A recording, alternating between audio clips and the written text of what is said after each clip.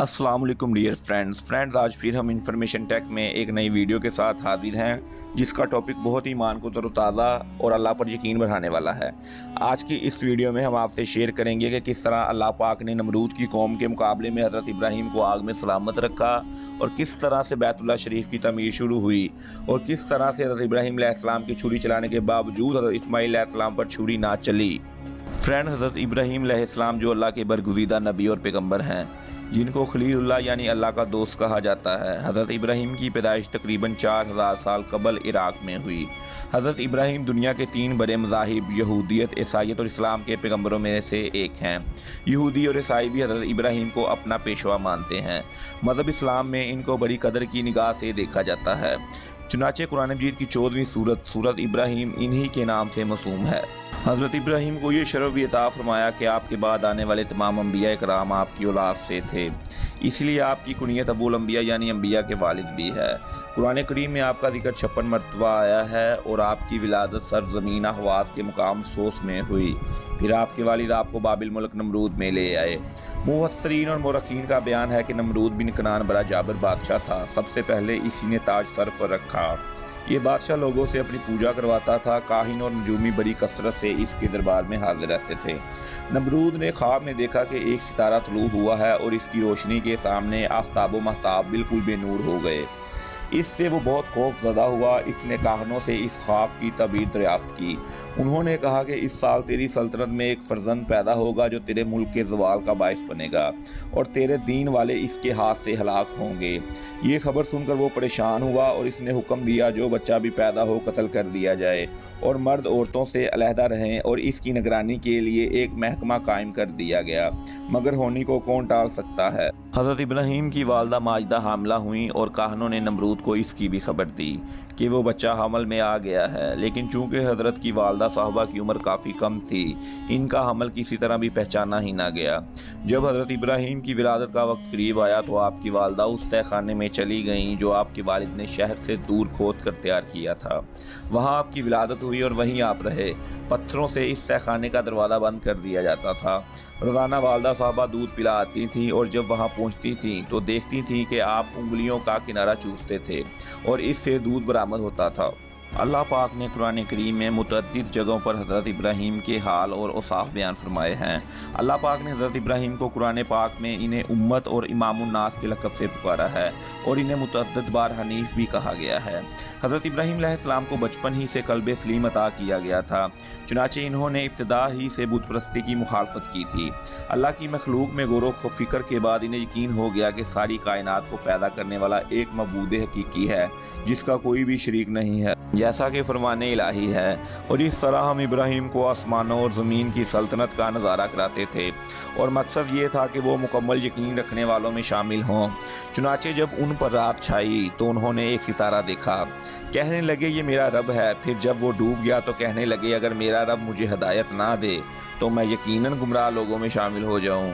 हज़रत इब्राहीम अलैहिस्सलाम ने मरने के बाद ज़िंदा होने की बाबत जब समझना चाहा तो अल्लाह ताला ने इन परिंदों की मिसाल के ज़रिए उनको ये राज समझाया, जैसा कि अल्लाह ने सूरतुल बकरा में बयान फरमाया है।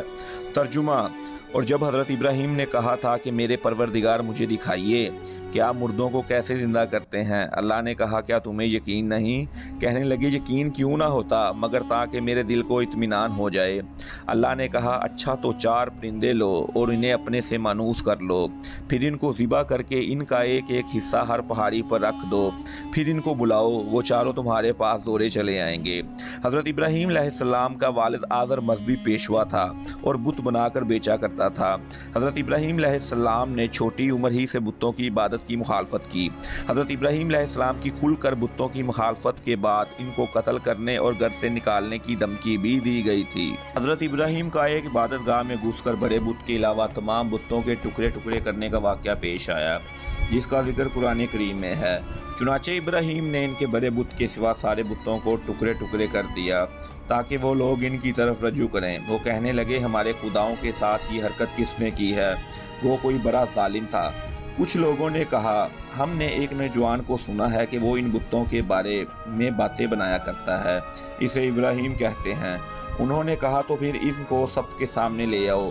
تاکہ سب گواہ بن جائیں۔ پھر جب ابراہیم کو لایا گیا تو وہ بولے، ابراہیم کیا ہمارے خداؤں کے ساتھ یہ حرکت تم نے کی ہے؟ ابراہیم نے کہا نہیں، بلکہ یہ حرکت ان کے سب سے بڑے سردار نے کی ہے۔ اب انہی بتوں سے پوچھ لو اگر یہ بولتے ہیں۔ بعض روایات سے معلوم ہوتا ہے کہ آپ نے اپنی کلہاڑی بھی اسی کی گردن میں لٹکا کر چھوڑ دی۔ اس عمل سے حضرت ابراہیم کا مقصد یہ تھا کہ وہ لوگ اپنی آنکھوں سے ان بتوں کی بے حسی دیکھیں اور یہ سوچیں جو بت خود اپنا دفاع نہیں کر سکتے وہ دوسروں کی کیا مدد کریں گے۔ اور پھر نمرود بادشاہ کے ساتھ مناظرہ ہوا۔ مناظرہ میں حضرت ابراہیم کے منطقی جواب غور کرنے کی بجائے یہ شاہی فرمان جاری کیا گیا کہ اس کو جلا ڈالو اور اپنے معبودوں کی مدد کرو۔ حضرت ابراہیم کو آتش نمرود میں ڈالے جانے کا واقعہ پیش آیا، مگر اللہ پاک کے حکم سے آگ حضرت ابراہیم کے لیے ٹھنڈی ہو گئی اور آپ کے لیے سلامتی اور آرام والی بن گئی، جیسا کہ سورۃ الانبیاء میں فرمان الہی ہے۔ وہ ایک دوسرے سے کہنے لگے، آگ میں جلا ڈالو اس شخص کو اور اپنے خداؤں کی مدد کرو اگر تم میں کچھ کرنے کا دم ہے۔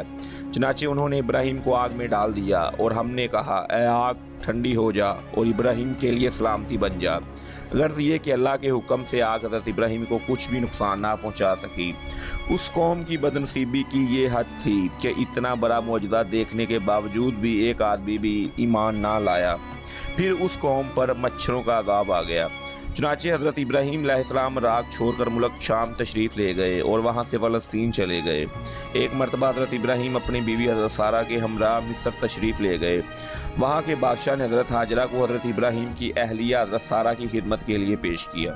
اس وقت تک سارہ کی کوئی اولاد نہ تھی۔ پھر حضرت سارہ نے خود حضرت ہاجرہ کا نکاح حضرت ابراہیم سے کروا دیا۔ حضرت ہاجرہ کے بطن سے حضرت اسماعیل پیدا ہوئے اور کچھ عرصہ بعد حضرت سارہ کے بطن سے حضرت عیسیٰ کی پیدائش ہوئی۔ حضرت ابراہیم کو خواب میں دکھایا گیا کہ وہ اپنے اکلوتے بیٹے حضرت اسماعیل کو ذبح کر رہے ہیں۔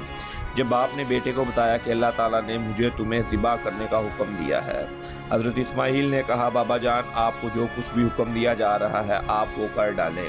حضرت ابراہیم نے حضرت اسماعیل کو منہ کے بل زمین پر لٹا دیا، چھری تیز کی، آنکھوں پر پٹی باندھی اور اس وقت تک پوری طاقت سے چھری اپنے بیٹے کے گلے پر چلاتے رہے جب تک اللہ کی طرف سے صدا نہ آئی۔ ترجمہ: اے ابراہیم تو نے خواب سچ کر دکھایا، ہم نیک لوگوں کو ایسا ہی بدلہ دیتے ہیں۔